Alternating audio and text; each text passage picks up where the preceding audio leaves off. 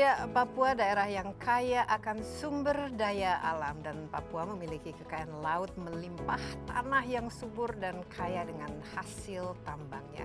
Kekayaan alam harus dikelola bersama untuk mewujudkan kemakmuran dan kesejahteraan khusus untuk Papua. Saatnya semua pihak bersama-sama membangun dan memajukan Papua sesuai dengan amanat otonomi khusus.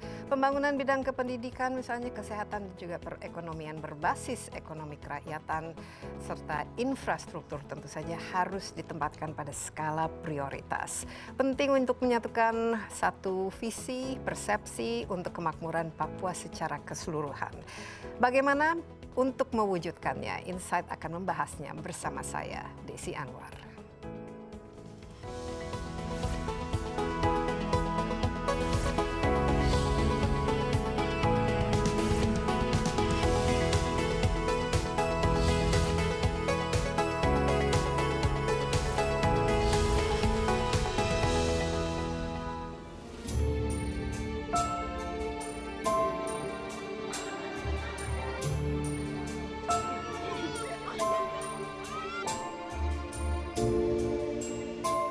Ketertinggalan pembangunan di Indonesia Timur bukanlah masalah baru.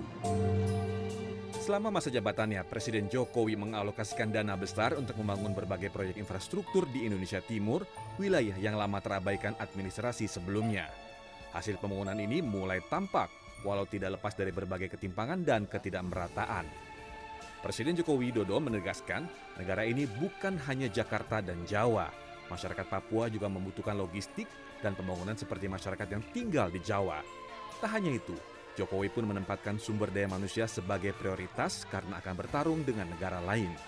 Karena itu sudah menjadi tugas kita bersama untuk menjaga, untuk merawat, untuk memajukan tanah Papua ini. Itulah mengapa di periode kedua saya dan Pak Maruf Amin, kunjungan kerja pertama yang saya lakukan setelah dilantik adalah mengunjungi tanah Papua. Di sisi lain, Presiden Joko Widodo mengungkapkan sulitnya membangun infrastruktur di bumi cendrawasih. Kesulitan mulai dari medan hingga cuaca yang menjadi tantangan utama dalam membangun infrastruktur di tanah Papua. Membangun infrastruktur di Papua sangat berbeda jika dibandingkan daerah lain seperti di Pulau Jawa. Infrastruktur yang sedang dibangun di Papua tidak hanya tentang jalan dan jembatan, tapi juga tentang pembenahan dan penyelesaiannya.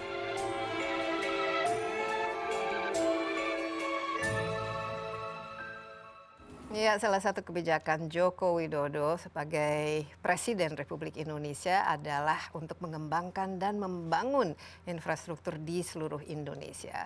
Presiden Jokowi meyakini program membangun jalan tol, misalnya jalur kereta api dan infrastruktur, akan membantu meningkatkan ekonomi lokal dan juga meningkatkan taraf hidup masyarakat, khususnya di wilayah terpencil. Nah, salah satu yang paling diprioritaskan adalah pembangunan infrastruktur di Provinsi Papua dan Papua Barat. Meski kaya dengan sumber daya alam, wilayah ini tertinggal dibanding dengan provinsi lain. Nah, masalah apa saja yang terjadi di Papua saat ini dan apa pendapat orang Papua mengenai perkembangan dan pembangunan yang berlangsung di Papua? Telah hadir bersama saya di studio seorang aktivis Papua dan juga akademisi Dr. Jean Richard Joko. Halo, Pak Jean, apa kabar? Baik. Sehat ya? Luar biasa. Penting sekarang. Iya. Dan kita jaga jarak, Betul. kita tetap ya menggunakan face shield supaya kita aman. Pak Jean, ya kalau kita lihat sejak periode pertama Presiden Jokowi dan sesuai dengan programnya, yaitu membangun Indonesia itu dari pinggir. Betul. Ya, ini untuk dari segi perekonomiannya dan juga infrastrukturnya kita lihat cukup banyak fokus yang dicurahkan kepada Papua dan juga Papua Barat. Nah, ini bagaimana setelah 6 tahun ini, Pak Jean? Kira-kira pembangunan dan kebijakan terhadap Papua bagaimana dari perspektif seorang aktivis dan akademisi Papua? Jika ditelaah lebih lanjut, bagaimana kebijakan Jokowi terhadap Papua khususnya, bisa dikatakan perkembangan di Papua selama pemerintahan Jokowi lebih terasa ya. Karena satu-satunya presiden yang mampu memberikan perhatian khusus kepada Papua mungkin selama ini hanya Jokowi, salah satunya. sebelumnya mungkin pernah memberikan beberapa masukan, beberapa kebijakan yang bertujuan untuk membangun Papua, tapi yang paling dirasakan itu adalah Jokowi. Ya. Namun pertanyaannya adalah apakah pembangunan yang dilakukan itu tepat sasaran? Ya. Itulah yang jadi isu utama di Papua, karena pembangunan jalan, pembangunan pelabuhan, perbaikan segala Infrastruktur, ya, pembangunan fisik lah betul, istilahnya. itu lebih dirasakan oleh siapa? Karena masyarakat asli Papua masih banyak yang jalan kaki, tidak menggunakan kendaraan. Masyarakat Papua, kebijakan bensin satu harga, itu sampai saat ini masyarakat Papua masih banyak yang lebih memilih jalan kaki daripada menggunakan kendaraan. Oleh karena itu kebijakan-kebijakan ini masih dirasakan belum maksimal. Belum maksimal ya, apalagi kalau kita melihat Papua dan Papua Barat, tapi juga ada daerah pegunungan dan juga daerah pantai. Di situ sumber daya alamnya berbeda, komposisi masyarakatnya juga berbeda, taraf ekonominya juga berbeda. Jadi idealnya bagaimana selain hanya infrastruktur tadi, fisik tadi yang mungkin dinikmati oleh tidak seluruh masyarakat Papua, apa yang harus dibangun? Iya, mulai dari pendekatan yang belum pernah dicoba, yaitu pendekatan melalui adat. Jadi di provinsi Papua sendiri itu pendekatan adat sangat diperlukan. Di Papua sendiri ada namanya MRP, Majelis Rakyat Papua. Rakyat Papua ini sesuai itu otonomi khususnya. Didengungkan sebagai aspirasi masyarakat adat terhadap pemerintahan pusat. Dengan demikian, kebijakan-kebijakan pusat itu harus bisa diartikan oleh masyarakat adat bahwa ini yang kita mau. Jadi bukan top down ya, tapi mulai dari bawah. Contoh-contohnya, yang contoh konkret Pak Contoh Jin. konkretnya, dari mulai pendidikan, tadi sempat dibahas oleh beberapa narasumber lain tadi, bahwa pendidikan itu menjadi hal yang paling penting di Papua. Nah ini yang menjadi salah satu masalah atau isu utama yang belum bisa diselesaikan. Sampai sekarang juga masih belum. Padahal kan misalnya dengan perkembangan pembangunan yang sudah cukup lama ya terjadi di Papua, dan juga otsusnya juga cukup lama kan sejak reformasi. Betul. Apalagi. Ini bagaimana untuk lebih mengakselerasi ke sana? Difokuskan ke sana, ke hal-hal yang sifatnya softwarenya, manusianya ketimbang fisiknya. Jadi ya, pembangunan dimulai dari pembangunan manusianya, betul. Pembangunan pendidikan sekolah, pendidikan SMA itu harus didengungkan karena basicnya itu dari situ. Mulai dari bisa membaca, baru bisa mengenal informasi, kemudian baru bisa berinovasi. Tapi kalau dari awalnya sudah salah, tidak ada sekolah yang memadai, tidak ada pendidikan yang cukup, ini sulit untuk masyarakat Papua berkembang dalam 50 tahun ke depan. Karena selama ini sudah 50 tahun Indonesia masuk ke Papua masuk ke dalam negara Indonesia, tapi belum ada sesuatu yang bisa dibanggakan, khususnya dari sumber daya manusia, masih terpinggirkan, masih dianaktirikan. Nah, ini saatnya pemerintahan Jokowi fokus ke pendidikan dan mulai dikerjakan kebijakan-kebijakan yang bisa merespon kebutuhan dari masyarakat Papua dengan cara pendekatan MRP tadi. Iya, tapi kalau dari inisiatif dari masyarakatnya sendiri atau mungkin dari teman-teman aktivis atau yang berkarya, yang berpendidikan di Papua, karena cukup banyak juga kan teman-teman yang berpendidikan dari Papua. Apa saja inisiatifnya? Karena kalau kita lihat kan juga dari segi ekonomi ada misalnya bagi hasil dan pendapatan asli daerah itu cukup ya banyak lah, tapi mungkin perlu difokuskan dengan cara-cara yang lebih inovatif penggunaan dananya itu. Betul, penggunaan dana otsus yang sampai saat ini itu masih belum ada yang terasa terhadap manusia. Kebanyakan fokus ke infrastruktur, karena perlu laporan, perlu proyek. Sedangkan manusia ini investasi. Kita nggak bisa lihat sekarang, tapi 50 tahun ke depan itu bisa dilihat hasilnya. Nah, hal inilah yang dianggap kurang menarik mungkin bagi pemerintahan pusat. Oleh karena itu, fokusnya harus ke pendidikan dasar diperbaiki, kemudian perbaikan kurikulum. Kurikulum harus disesuaikan.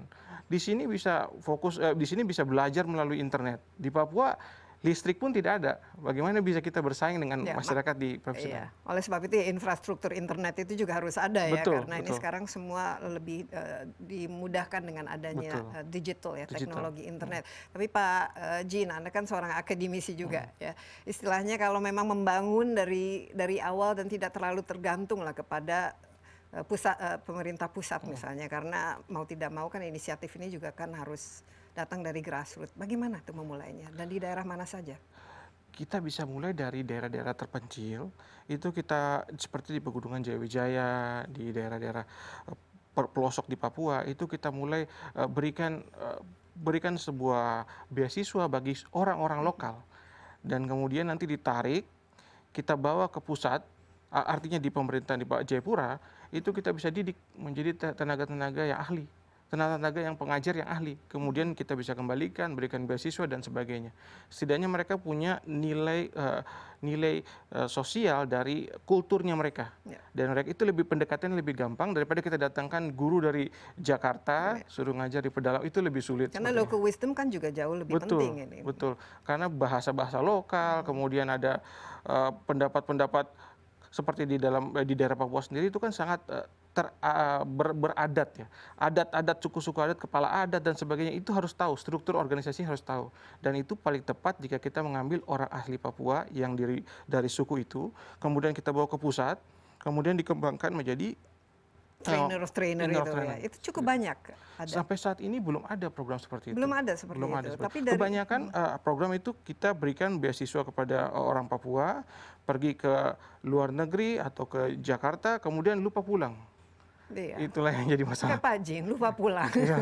Akhirnya justru tidak membangun daerahnya itu sendiri. Betul. Tapi ini kita lihat kan juga sangat berbeda ya antara Papua, masyarakat yang tinggal di pegunungan, di pedalaman, dengan yang di pesisir. Nah ini bagaimana? Ini pasti juga merupakan tantangan ya dalam membangun wilayah ini secara istilahnya integral kan? Betul. Tantangan tersendiri adalah perbedaan dinamika dari orang-orang pesisir dan orang pegunungan. Masing-masing punya budaya yang berbeda. Orang-orang pegunungan mungkin lebih keras dan sebagainya, orang-orang pesisir mungkin lebih lembut atau sebaliknya. Ini kita harus dalami lagi. Oleh karena itu, pendidikan dari suku pesisir atau suku pegunungan itu harus benar-benar asli orang sana. Orang asli harus bisa membangun orang asli Papua juga. Dengan demikian ada keberlanjutan. Demikian juga orang dari sana setelah mengajar itu menjadi sekolah dan sebagainya. Akhirnya bisa mandiri. Jadi desa-desa mandiri di Papua seperti itu. Daripada kita tinggalkan setelah dia sudah berhasil, dia malas pulang. Orang dari sukunya dibawa keluar. Nah, cara insentifnya supaya pulang lagi itu bagaimana? Karena biasanya ya merasa lebih sukses mungkin kalau tidak tinggal di daerah mana? Pertama kita bisa buat kebijakan ikatan dinas dan sebagainya. Saya pikir itu sudah dilakukan di beberapa kebijakan seperti LPDP. Cuman ini konteksnya itu lebih ke pendidikan dasar, pendidikan SMA dan sebagainya. Itu bisa mulai dari situ. Dengan adanya ikatan dinas ini, ada keterikatan secara hukum dan ada keterikatan secara moral terhadap masyarakatnya. Kenapa? Karena dia merasa, oh iya, masyarakat di daerah saya, di rumah saya itu masih tertinggal. Saya harus bisa balik. Nah, dan pendidikan dan hukumnya itu melandaskan mereka harus balik. Nah, ini keduanya ini mengikat sistemnya. Dan ini bisa memastikan mereka akan kembali lagi ke daerah asalnya. Dengan demikian bisa keberlanjutan. Jadi kita summarize, kita ringkas kira-kira karena ini daerah ini kan cukup kompleks dan cukup jauh, dan bagaimana untuk ke depannya kira-kira yang perlu dilakukan dalam 3-4 tahun ke depan oleh Presiden Jokowi. Mungkin kebijakannya yang tadi saya fokuskan ke pendidikan pertama. Pendidikan yang bagaimana? Pendidikan yang menjurus ke pelosok-pelosok Papua. Bukan sentralistis, bukan membangun sekolah di Jayapura. Jayapura itu harus ada training terhadap guru-guru dan sebagainya. Bertraining guru-guru lokal yang datang ke Jayapura, bisa di training oleh guru-guru dari Jakarta, kemudian mereka kembali lagi ke desanya, ke kampungnya, dan mereka mengembangkan kampungnya. Terlebih lagi kalau misalnya mereka bisa mengembangkan kampungnya, bukan tidak mungkin akan ada titik-titik entrepreneur bahkan bisa lahir dari kampung-kampung di Papua. Iya, seperti Pak Jin sendiri. Tapi Pak Jin sendiri ada rencana nanti ke depan kembali ke kampungnya? Mungkin setelah COVID selesai bisa kembali. Jadi untuk istilahnya mendidik ya masyarakat Papua oleh masyarakat Papua yang sudah terdidik itu. Jadi mengembali berkontribusi terhadap apa yang selama ini sudah didapatkan ya ilmunya. Terima kasih Pak Jin dan sukses ya, jaga inilah kesehatan terus karena masa COVID ini cukup menantang bagi kita semua. Iya. Dan Insight with Desi Anwar masih akan kembali dengan narasumber berikutnya. Kami masih membahas Papua dan kali ini akan bersama Dr. Felix Fernando Wanggai, Kepala Pusat Analisis Kebijakan dan Kinerja Kementerian PPN Bappenas. Tetaplah bersama kami.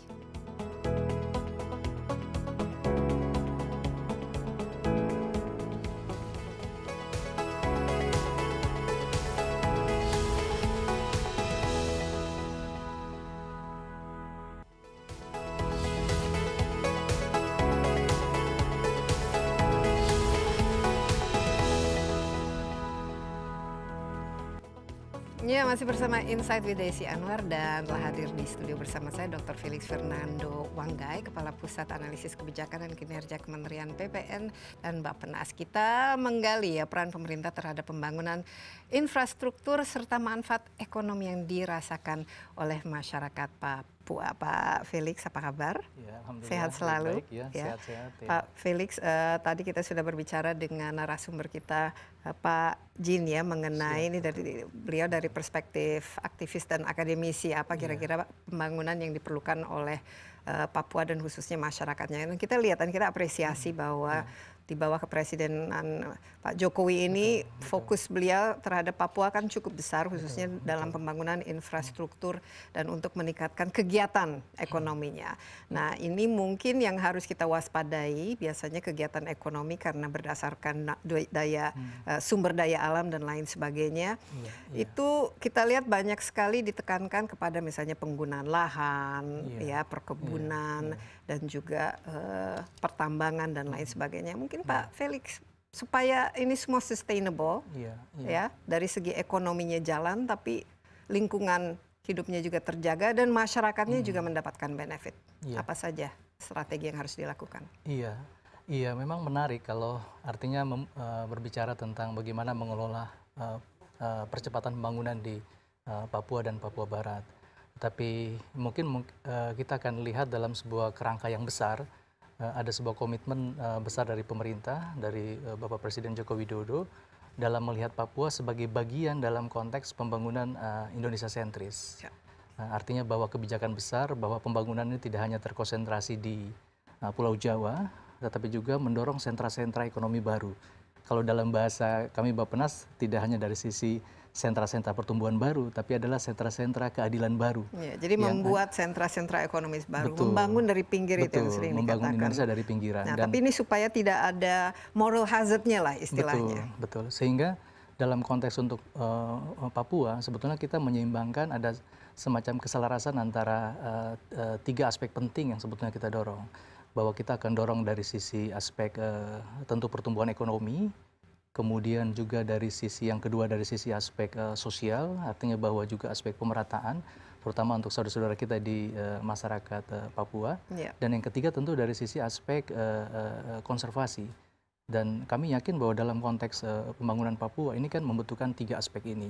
Dari aspek konservasi, kemudian juga dari aspek ekonomi juga harus tumbuh, menciptakan lapangan-lapangan kerja baru. Karena kita sadari bahwa dengan kehadiran investasi misalnya, itu akan membuka lapangan kerja baru yang tidak tergantung dengan sektor pemerintah saja. Tapi dan kemudian adalah sektor aspek sosialnya. Dan menariknya dalam konteks untuk menjaga keseimbangan, keselarasan antara ekonomi, antara sosial dan aspek konservasi atau lingkungan hidup, memang akhirnya saat ini sebetulnya sudah 5 tahun terakhir dan akhirnya ditekankan lagi untuk pembangunan hingga 2024 dalam kebijakan baru untuk Papua, itu kita mendorong percepatan pembangunan berbasis wilayah adat dan zona ekologi. Artinya bahwa kita misalnya dorong pengembangan di utara Papua, kemudian di tengah Papua, kemudian dalam konteks selatan Papua ya, dalam konteks misalnya percepatan pembangunan di Merauke, di Bovendigul, di Mapi. Dan ini melibatkan masyarakat lokal dong, masyarakat setempat ya. Sehingga kita berharap bahwa antara pemerintah, antara swasta, antara masyarakat lokal, ini menjadi sebuah bagian dalam konteks membangun. Bahwa kita yakin dalam konteks Papua yang besar, tetap kita mendorong peran pemerintah, kemudian peran swasta dan peran masyarakat lokal. Dan juga pemerintah daerah tentu saja harus menjadi inisiator dalam hal ini ya, supaya tidak top down, tapi ada keterlibatan dari masyarakat. Mungkin ada dua hal yang harus kita waspadai, Pak Felix. Yang pertama kita ketahui karena banyak di sana tuh terjadi gap antara pendatang dan penduduk lokal misalnya. Dan ini juga bisa menghadirkan kecemburuan dan ketimpangan ekonomi. Dan kedua, kalau memang sumber daya alamnya di sana memang dieksploitasi atau dikembangkan dan digunakan, ini supaya ya jangan hanya bisnis besar misalnya mendapatkan manfaatnya, tapi justru masyarakat lokal yang mendapatkan manfaat secara ekonomi dan sosialnya. Ini bagaimana memastikan? Memang tadi karena karakter Papua ini kan sangat beragam. Papua penuh dengan warna. Sehingga dalam konteks kebijakan pemerintah kita membagi mempertimbangkan pendekatan kultural. Ada 7 wilayah adat di Papua, dan masing-masing wilayah adat ini kan karakter masyarakatnya berbeda-beda. Nah ini tantangan sendiri ya. Tingkat adaptasi sosial, kemudian tingkat pola mata pencarian, sistem kepemilikan tanah, kemudian sistem juga dalam sisi sistem ekonomi lokal misalnya, sehingga dan juga tingkat perkembangan pembangunan, sehingga akhirnya pemerintah melihat bahwa jika ada investasi, bahwa, kemudian juga dari pemerintah baik pusat maupun daerah, kemudian kita mendorong dari sisi pembangunan yang lebih terpadu ataupun integrated policy. Jadi kita berharap bahwa mendorong istilahnya keterlibatan masyarakat Papua ini dari semua segmen sosial, baik dari pemerintah daerah, dari sisi misalnya untuk meningkatkan pendapatan asli daerah, kemudian dari sisi segmen misalnya untuk masyarakat untuk peningkatan vokasi, kita dorong ada berbagai pusat-pusat pelatihan sesuai dengan wilayah adat, sehingga masyarakat saudara-saudara kita yang mungkin tidak melanjutkan pendidikan lebih tinggi, tapi ini ada ruang untuk pendidikan vokasi. Kemudian yang terakhir adalah untuk pengusaha asli Papua. Terakhir pemerintah di Bapak Presiden Joko Widodo mengeluarkan peraturan Presiden 17/2019 yang mendorong peran serta pengusaha asli Papua di dalam berbagai proyek-proyek pemerintah, baik pemerintah pusat maupun pemerintah daerah. Ini artinya bahwa bagaimana keterlibatan masyarakat asli Papua ini dari semua segmen-segmen Jadi harus masyarakat. harus ada. Ini bisa dikatakan sudah berapa persen dalam pembangunan di Papua ini betul-betul melibatkan masyarakat Papua, masyarakat lokalnya itu sendiri, Pak? Iya, memang kalau kita lihat kan. Jangan maksudnya lebih banyak yang dari luar yang justru mendapatkan manfaatnya. Iya, kalau kita lihat kan karakter Papua yang tadi kami sampaikan dari sisi wilayah adat, tapi juga dari sisi distribusi penduduk di wilayah kawasan perkotaan maupun di kawasan desa ya. Iya, kalau dalam konteks Papua kan disebut kampung ya. Jadi masing-masing kan tentu punya berbeda cara partisipasinya, sehingga tentu kami melihat bahwa berbagai investasi baik dari pemerintah yang tadi kami sampaikan bisa keterlibatan pengusaha lokal asli Papua, kemudian pengusaha-pengusaha kecil, kemudian dari sisi misalnya investasi besar, itu lebih pada keterlibatan untuk sebagai tenaga kerja, kemudian juga untuk aspek berbagai kegiatan-kegiatan community development juga yang dilakukan. Jadi kalau kami melihat di situ yang sebetulnya peran dari pemerintah maupun dunia usaha untuk bisa mengembangkan kapasitas, tapi juga kapasitas yang kalau dalam bahasa pemerintah kebijakan yang kontekstual Papua, atau biasa disebut kebijakan yang benar-benar rasa Papuanya untuk melibatkan kelibatan orang asli Papua. Contoh-contoh misalnya usaha ataupun enterprise yang cocok untuk masyarakat Papua dan bisa melibatkan sebanyak tadi ya masyarakat adat itu apa-apa saja yang bisa dikembangkan. Mungkin kalau karena kan beda-beda, ada yang di pegunungan misalnya, atau ada yang di perkotaan atau yang di pinggir laut, karena memang karakternya berbeda. Tapi yang paling di tempat yang paling membutuhkan itu kan biasanya daerah pedalaman. Di sini pembangunan yang mungkin agak masih terbelakang. Kalau keterlibatan saudara-saudara kita asli Papua ini kan memang tadi tergantung dengan zona ekologi yang ada, sehingga dari pengalaman yang selama ini menjadi intervensi dari pemerintah, baik dari Bappenas maupun berbagai KL, itu kita bisa melihat dengan potensi lokalitas yang ada.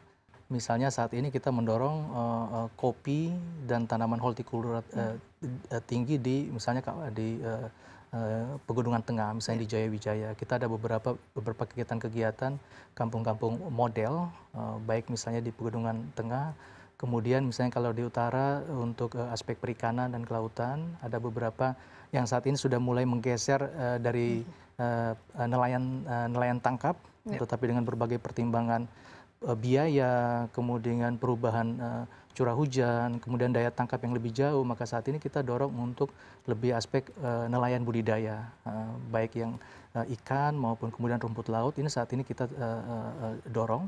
Kemudian misalnya di daerah barat misalnya, terutama misalnya untuk hilirisasi pala, ya. Kalau lihat pala kan menjadi potensi tanaman lokal. Jadi ini menjadi kita mengembangkan keterlibatan orang asli Papua yang sesuai dengan konteks lokal, kemudian juga dengan istilahnya ya varietas-varietas lokal yang sehingga bisa tradisi ini tetap ada, tetapi punya nilai marketplace-nya juga baik. Ya. Jadi pertumbuhan ekonomi berdasarkan tradisi, berdasarkan keterlibatan masyarakat adat dan juga kearifan lokal. Dan seharusnya kalau memang betul-betul diterapkan dengan baik, sustainabilitasnya atau pembangunan jangka panjangnya kan bisa dijaga ya. Dan menariknya juga kemarin tanggal 29 September 2020 kemarin Bapak Presiden mengeluarkan instruksi Presiden nomor 9 tahun 2020 tentang percepatan pembangunan Papua dan Papua Barat. Wakil Presiden menjadi Ketua Tim Pengarah dan Menteri Bappenas sebagai Ketua Harian ini bisa mengkonsolidasi 5 aspek penting sebetulnya. Aspek SDM, kemudian aspek transformasi ekonomi dari hulu sampai hilir, melibatkan orang asli Papua, kemudian untuk aspek infrastruktur, kemudian yang poin keempat yang penting tentang lingkungan hidup dan investasi, keseimbangan antara investasi, tapi juga aspek lingkungan hidup di Papua dan Papua Barat. Baik, Pak Felix, terima kasih banyak atas waktunya dan insight-nya. Ya. Sama-sama, makasih. Semoga sehat selalu. Sama-sama, makasih juga. Felix, ya. Tetaplah bersama kami, Insight with Desi Anwar akan segera kembali.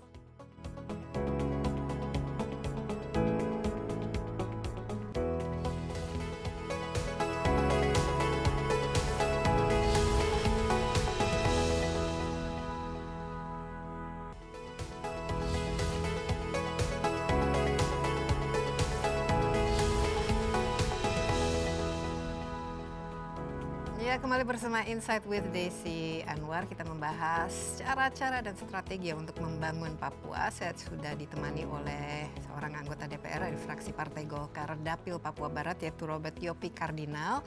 Dan kita tadi sudah cukup banyak membahas ya apa-apa saja kira-kira arah pembangunan yang dibutuhkan di Papua. Pak Robert, apa kabar? Terima kasih bergabung. Ya, work from home biasanya selama ini ya, Pak Robert ya. Zoom terus. Zoom terus, termasuk Zoom pasti dengan Papua juga harus Zoom ya. Tapi koneksinya di sana bagaimana sekarang kalau di Papua? Kalau koneksinya tergantung wilayah mana. Ada yang ada yang tidak ada juga. Ya, lebih banyak yang adanya daripada yang tidak ada atau? Lebih banyak yang tidak ada. Ya, ini harus menjadi catatan ya. Salah satu infrastruktur yang paling penting sekarang bukan saja jalan tol dan pelabuhan, tapi internet ya, koneksi internet. Pak Robert, tadi kita sudah membahas apa-apa saja yang dibutuhkan ya, khususnya dari kacamata masyarakat Papua. Kalau saya lihat dari segi infrastruktur itu kan sudah ya, banyak yang bisa dilihat, bisa dirasakan, tapi mungkin yang belum dirasakan cukup dan sangat diperlukan oleh masyarakat Papua adalah pembangunan SDM-nya.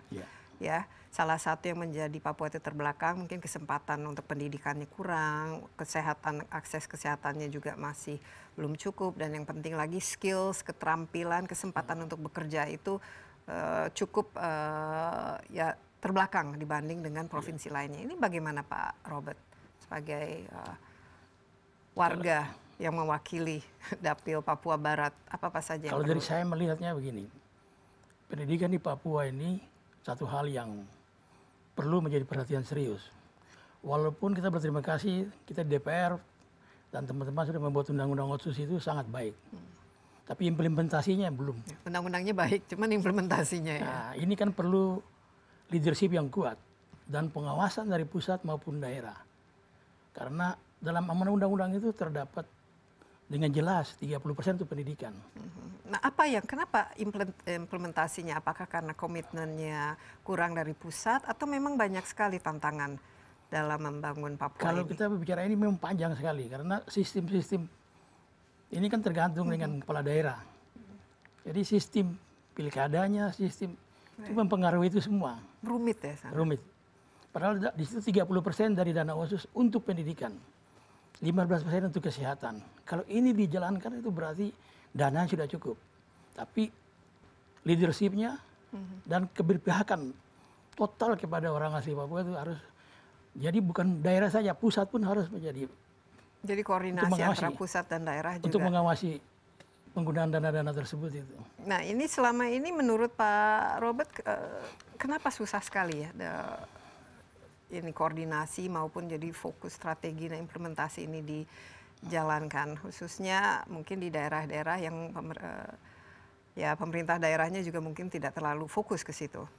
Ya, kalau saya lihat kurang fokus. Jadi mungkin untuk ke depan ini, sekarang kan undang-undang juga sedang direvisi, saya kira kesempatan yang baik untuk ini. Dan banyak juga anak-anak kita ini 3 pilihan saja. Pertama jadi PNS, yang kedua jadi TNI, yang ketiga jadi Polri. Menurut mereka lebih gampang. Apalagi sekarang ada kebijakan, pemerintah akan buat bahwa untuk PNS 80% orang asli Papua, 20% baru yang non Papua. Dan menurut Pak Robert ini kurang sehat ya, hanya 3 fokus ini. Iya. Dia kan harus bisa yang lain bisa. Jadi mungkin juga dididik untuk menjadi entrepreneur dari awal.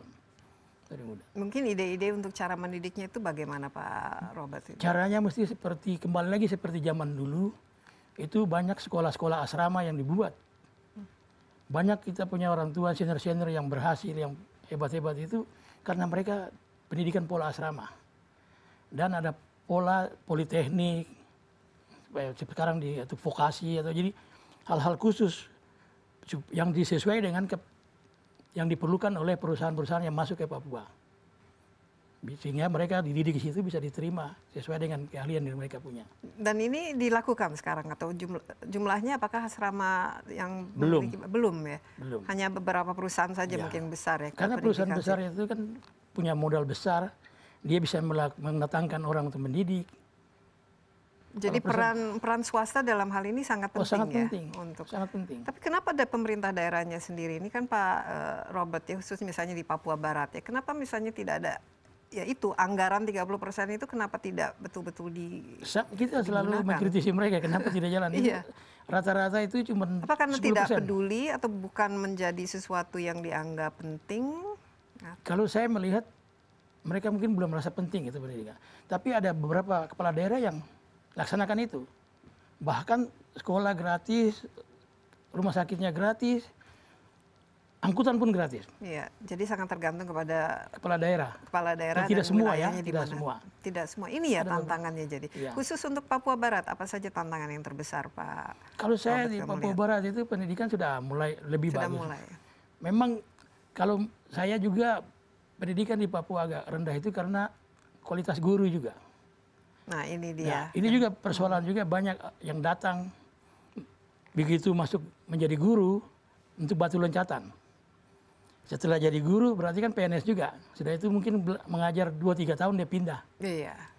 Nah, ini mungkin nanti ke depan dengan undang yang baru kita mungkin dibatasi ini. Iya, tadi ada Pak Jin mengatakan mungkin harus ada insentif ya bagi orang-orang teman-teman Papua yang sudah berpendidikan, sudah punya ilmu untuk kembali untuk membangun wilayahnya sendiri. Ini bagaimana kira-kira insentifnya? Karena cukup banyak kan orang-orang Papua yang berpendidikan. Kalau insentif itu ya itu mungkin nomor 2, tapi bagaimana kemauan untuk membangun daerahnya sendiri. Nah ini, supaya bagaimana? Bagaimana itu mereka kan harus rasa cinta kepada daerahnya sendiri. Ini yang harus kita bangkitkan itu semua. Tidak mungkin, ini contoh di Papua Barat itu tidak mungkin ada satu daerah namanya Raja Ampat itu, daerah terluarnya itu, kalau di Papua itu daerah terluarnya itu Pulau Mapia. Itu 200 mil dari Pulau Biak. Gurunya kalau mengajar di situ, gajinya siapa yang nganter? Iya. Berasnya siapa yang nganter? Nah, ini kan persoalan besar sekali. Jadi tantangannya juga tantangan. Tidak mungkin orang yang dari gunung pergi jadi guru di pulau-pulau itu. Tidak mungkin. Harus anak-anak dari situ. Mereka ini yang kita didik, kita bawa. Perlu juga kita di pola asrama itu sangat baik karena mereka akan bersatu semua di situ. Bagaimana mereka membuat satu pemikiran-pemikiran yang baik dalam asrama itu untuk membangun daerah yang kembali. Iya, dan mereka disiapkan dengan keterampilan segala macam. Yang memang betul-betul bisa digunakan ya. Jadi PNS, TNI, masih Polri hanya itu ya tiga jadi pilihan. Tapi sebenarnya kan banyak kesempatan, apalagi kalau kita tadi bicara Raja Ampat gitu. Entrepreneur itu kan seharusnya yang itu tadi saya katakan termasuk entrepreneur juga. Sekarang kebijakan di Raja Ampat sudah maju, banyak masyarakat yang di pulau-pulau yang punya kampung-kampung itu mereka punya homestay. Itu sudah, jadi mereka sudah hidup dengan pariwisata itu. Dan mereka yang menjaga alamnya sendiri. Jadi mereka ada punya adat namanya sasi. Sasi berarti tidak menangkap ikan, tidak bom ikan. Orang luar masuk mau menangkap ikan situ dilarang juga sama mereka. Iya. Jadi dibikin adat namanya sasi. Jadi Pak Felix juga menyebutkan fokus membangun ekonomi berbasis adat ya, berbasis tradisi dan berbasis kearifan lokal. Pak Robert sendiri ya, ini masalah pendidikan, kesehatan ini kan juga sangat terkaitan dengan akses. Ya. Ini bagaimana melihat Papua secara keseluruhan lah? Bagaimana supaya ini kan basic ya, supaya tidak ketinggalan. Taruhlah infrastrukturnya sudah ada, tapi softwarenya ini justru Memang yang harus untuk melakukan pendidikan dan kesehatan di Papua itu untuk daerah-daerah yang jauh, daerah-daerah remote itu memang sangat sulit. Karena perlu butuh biaya yang tinggi. Dan tidak mungkin seorang dokter ahli tamatan dari Jakarta atau dari Jogja mana mau pergi di sana. Dia mungkin datang ke kota Sorong aja atau kota Jayapura. Kalau ke Intan Jaya, ke Yahukim belum tentu dia mau. Iya. Kalau ke Pegaf di Papua Barat belum tentu dia mau. Karena memang jalannya kadang-kadang listrik juga tidak ada, internet tidak ada. Ini kan persoalan juga gitu. Iya, jadi infrastruktur internet itu konektivitas juga memang sangat penting ya, harus diterapkan. Atau tadi seperti Pak Jim mengatakan harus ada semacam ikatan dinas lah bagi yang misalnya mendapatkan beasiswa itu harus mau tidak mau itu salah satu kembali ke kampung untuk membangun kampung itu salah halaman. satu Tantangan terbesar selain itu apa saja? Karena ada masalah aspek sosial, masalah tantangan aspek terbesar ekonomi, itu belum karena politiknya. kalau tantangan terbesar adalah mereka masih pengen guru-guru masih pengen di dekat kota saja. Itu bagaimana mereka bisa ke kampung itu yang persoalan. Iya, Pak Robert ya, semoga dengan nanti adanya otonomi khusus ini betul-betul diimplementasikan dengan baik. Iya. Pembangunan khususnya terhadap SDM dan pendidikan kesehatan itu difokuskan ke yang daerah pinggiran ya. Pinggiran. Harus ada effortnya. Tapi sebenarnya kan bukan masalah dana, Bukan tapi masalah kemauan. kemauan. Jadi di sana itu di kampung-kampung itu sekolah SD banyak. Begitu kecamatan SMP cuma 2. Ya. Muridnya misalnya di SD dia ada 300. Dan murid gurunya SMP juga sering absen. Ya, mungkin. Ini kan persoalan juga. Baik. Kecamatan ada SMA 1 aja. Bagaimana mereka tingkat sekolahnya akhirnya tidak ada ini. Iya, baik. Ini merupakan tantangan bagi pemerintah membangun bukan saja infrastrukturnya. Infrastruktur jauh lebih gampang. Lebih gampang. Tapi membangun softwarenya. Ya. Jadi Pak Robert, terima kasih banyak atas waktunya dan insight-nya dan tetaplah bersama kami. Insight with Desi Anwar akan segera kembali.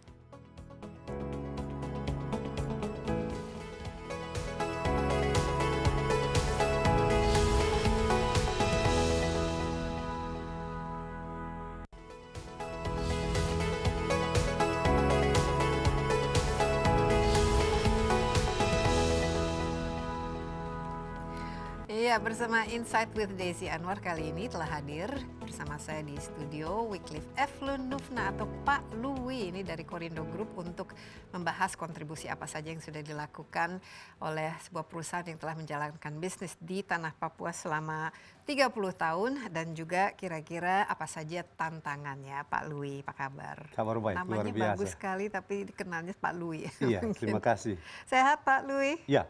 Ya, Pak Lui, tadi kita sudah berbicara dengan 3 narasumber dan ya sepakat sangat kompleks ya untuk membangun Papua. Mungkin lebih gampang kalau memang hanya membangun infrastruktur fisiknya saja. Iya. Tapi yang penting adalah bagaimana membangun sehingga memberikan dampak yang positif, manfaat bagi masyarakatnya, baik dari segi ekonomi dan dari segi sosial dan dari segi macam-macam lah istilahnya. Betul. Tadi Pak Robert, anggota DPR ya, fraksi Golkar dari Dapil Papua Barat mengatakan bahwa peran swasta, peran bisnis, peran penanam modal di Papua itu memiliki ya sangat penting untuk membantu dalam perkembangan Papua. Ini bagaimana kira-kira selama ini PT TSI ya, Korindo Group ya, apa-apa saja tantangan dan bagaimana memastikan bahwa semua ini bermanfaat pada masyarakat lokal?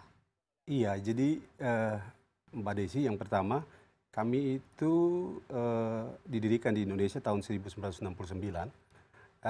dan berarti kurang lebih sudah 50 tahun kami di Indonesia. Dan kami mulai bisnis itu di daerah yang cukup terpencil di Kalimantan. Dan bisnis kami terus berfokus pada bidang kehutanan. Kemudian waktu terus berjalan, kami mengembangkan industri plywood dan veneer di Kalimantan tahun 79.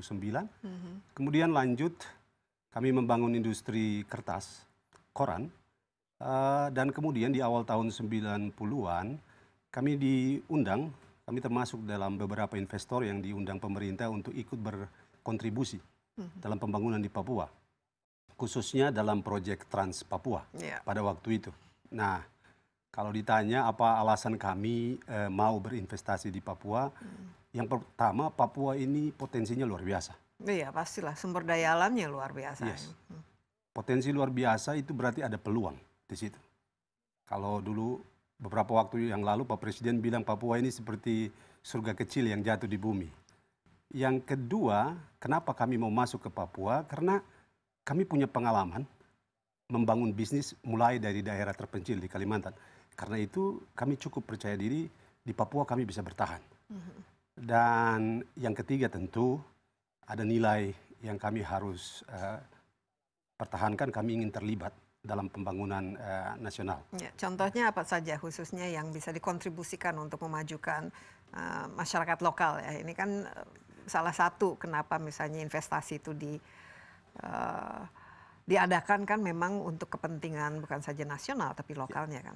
Iya, jadi saya perlu informasikan Mbak Desi, ketika kami masuk ke daerah yang namanya Asike, itu daerah di pinggir Sungai Digul, itu letaknya kurang lebih 350 km dari Merauke, letaknya di perbatasan Papua New Guinea, dan kalau kita ke arah utara ke Bovendigul itu kurang lebih 100 kilo.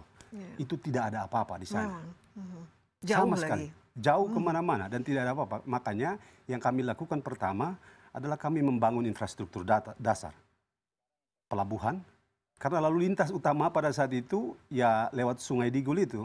Kemudian kami membangun jalan, kami membangun jembatan, kemudian menyediakan pasokan listrik. Kemudian kami membangun perumahan dan lain sebagainya. Itu infrastruktur dasar yang harus kami bangun dulu di awal. Begitu. Iya, memang penting juga untuk kepentingan bisnis itu harus ada infrastrukturnya. Setelah itu kemudian terus berjalan, kemudian kami meyakini dalam perjalanannya rupanya ini bukan sesuatu yang mudah. Kami pikir Kalimantan itu sudah susah, tapi rupanya ini jauh lebih sulit dari Kalimantan. Tadi saya bilang infrastrukturnya tidak ada, sumber daya manusia pun minim, terbatas. Risikonya juga tinggi. Nah, bagaimana kita bisa beradaptasi dengan suasana seperti begini? Nah, yang kita lakukan tadi saya sudah sampaikan di awal bahwa kita membangun infrastruktur dasar dan terkait dengan sumber daya manusia, suka tidak suka, kita harus masuk ke hal yang lebih detail. Kita harus dukung pemerintah, kita membangun sekolah, kita menyiapkan fasilitas kesehatan yang harus memadai, kemudian baru kita bicara soal hal-hal ekonomi dan kemudian lingkungan. Biasanya perusahaan khususnya di daerah terpencil dan daerah yang cukup menantang ini CSR-nya itu sangat-sangat mandatory ya, harus. Ya, itu sudah pasti. Bangun sekolah, bangun rumah sakit, bangun jalan dan lain sebagainya. Tapi selama ini partisipasi rekrutmen terhadap tenaga lokal di dalam perusahaan. Iya, saat ini kami punya kurang lebih 11.000 tenaga kerja. 11.000 total? Iya, total 11.000 tenaga kerja di daerah Asike, daerah kecil itu. Dari 11.000 itu kurang lebih 2.700 atau 25% itu karyawan OAP. OAP itu orang asli Papua. Kemudian rasio laki-laki dan perempuan itu ya 70 banding 30. Dan kalau buat kami, presentasi ini memang harus terus kami kembangkan. Secara bisnis kami lebih senang untuk merekrut lebih banyak lagi. Kenapa jauh lebih sedikit ya ketimbang? Persoalannya kita berada di daerah yang sangat terpencil. Saya ingin informasikan di Kabupaten Bovendigul itu jumlah penduduknya itu 69.000 kurang lebih. Pegawai kami itu 11.000. Artinya rasionya itu hampir 16% dari jumlah penduduk itu karyawan kami. Belum lagi ditambah kalau dia punya istri dan punya anak begitu. Jadi memang tidak mudah Karena memang ya distribusi penduduk di daerah itu ya memang sangat-sangat sedikit. Karena itu kami membuka kesempatan untuk saudara-saudara kita untuk juga ikut terlibat dalam pembangunan Baik, ini. tapi untuk itu kan mau tidak mau harus diberikan pelatihan, Iya. skilling dan lain sebagainya. Kita istirahat sebentar, Oke. Pak Louis, tapi masih ada satu segmen lagi, jadi jangan kemana-mana dulu. Insight with Desi Anwar akan segera kembali.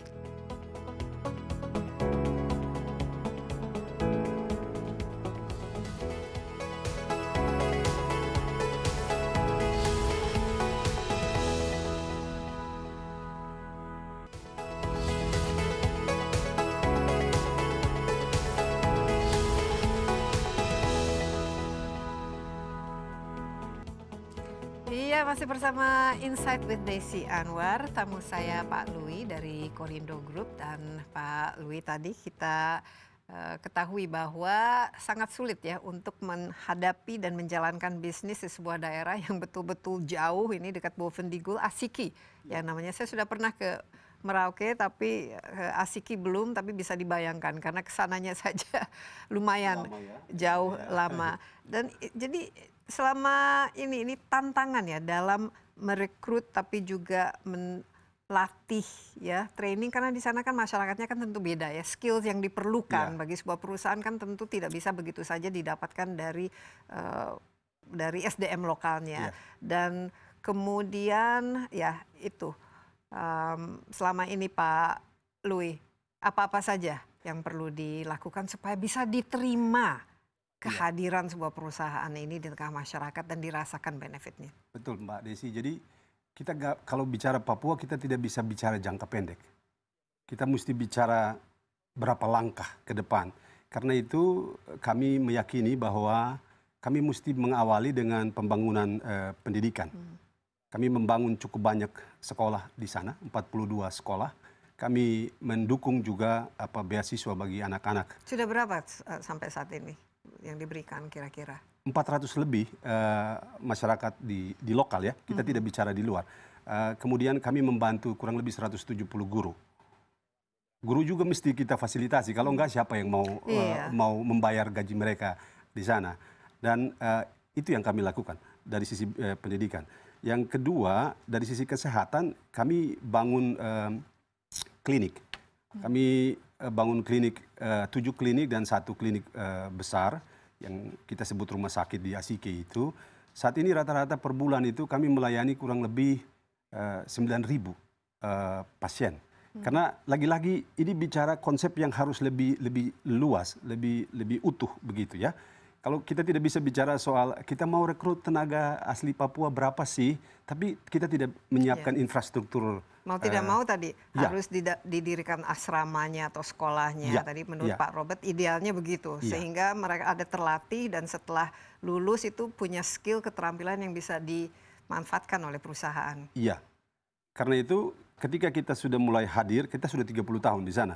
Dan kemudian masyarakat melihat bahwa memang kita sungguh-sungguh melakukan kontribusi yang nyata. Mereka bisa lihat semuanya. Dulu misalnya saya katakan, ini bicara soal sumber daya manusia.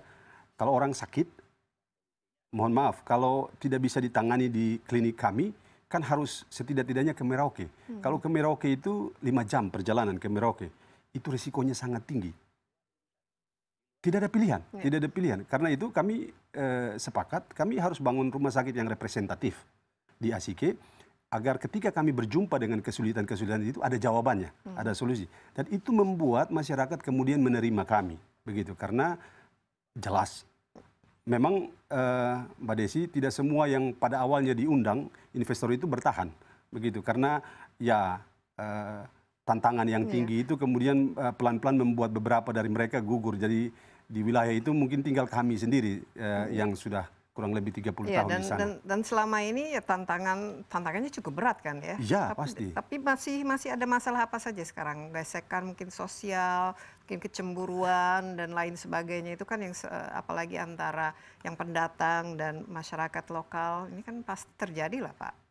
Iya, tapi begini Mbak Desi, kalau di lokasi kerja ini semua orang kerja, begitu ya. Semua aktif. Jadi suasana memikirkan hal-hal di luar kerja itu relatif lebih sedikit, begitu. Jadi kuncinya diberikan aktivitas, Ya, diberikan ya. pekerjaan. Para pihak itu mesti terlibat dalam bisnis besar ini. Dan kalau semua terlibat, maka kami yakin tidak ada ruang, tidak ada waktu untuk membicarakan hal-hal yang di luar itu.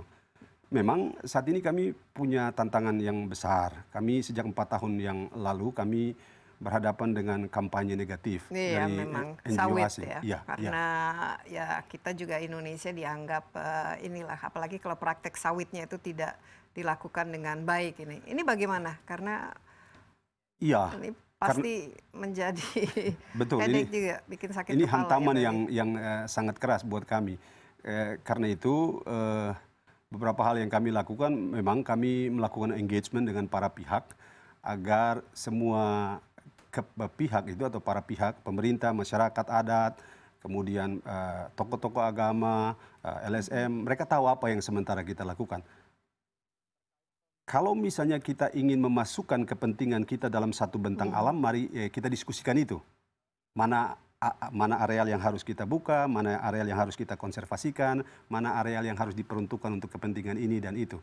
Dan itu yang sementara ini kami lakukan. Iya, Begitu. jadi memastikan supaya ini, karena memang ini bisnisnya perkebunan dan sawit ya khususnya. Dan ya mau tidak mau konservasi, melakukan bisnis yang ramah lingkungan, ini menjadi prioritas tentu saja bagi Korindo. Pasti. Jadi kami tentu fokus pada perbaikan secara internal agar bisnis ini menjadi sustainable. Tapi lagi-lagi kami mengajak semua pihak untuk melihat apa yang sudah dan sementara kami lakukan di Papua. Kami bukan katakanlah korporasi yang hanya datang sebentar, kemudian lihat-lihat sebentar dan kemudian pulang. Kami bertahan selama 30 tahun, itu bukti kecintaan kami terhadap tanah Papua, dan itu bukti komitmen kami untuk membangun Papua. Iya, jadi memang mau tidak mau iklimnya juga itu harus diperbaiki ya. Iya. Kira-kira apa yang ingin, karena ya jelas tentu saja bisnis ini harus jangka panjang karena benefitnya juga harus betul-betul dirasakan oleh masyarakat lokal, perekonomian setempat juga harus ditingkatkan, jadi berarti komitmennya juga harus jangka panjang. Tapi ya bisnis iklimnya itu juga menurut Pak Louis, apa yang masih harus diperbaiki?